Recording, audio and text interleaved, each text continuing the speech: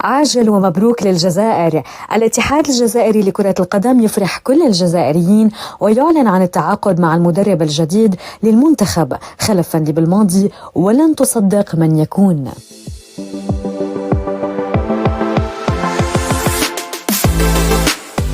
وكانت قد تفاجأت وحزنت الجماهير الجزائرية قبل أيام بإعلان الاتحاد الجزائري لكرة القدم رسميا إلغاء التعاقد مع المدرب الجزائري جمال بلماضي الذي أصبح أداؤه مع المنتخب الجزائري من سيء إلى أسوأ خلال الثلاث سنوات الأخيرة، حيث خرج من الدور الأول في كأس إفريقيا 2021 وفشل في التأهل إلى مونديال قطر 2022، وخرج أيضا من الدور الأول خلال كأس الإفريقية 2024.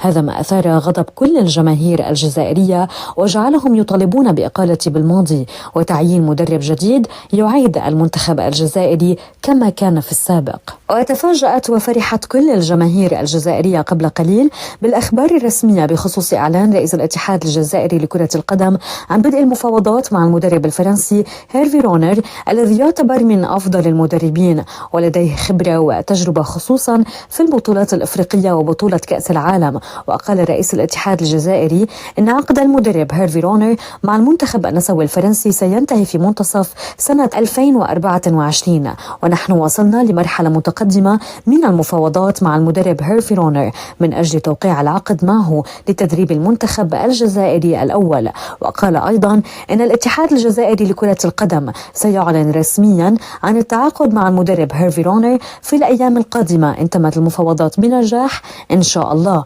وهذا ما أفرح كل الجماهير الجزائرية.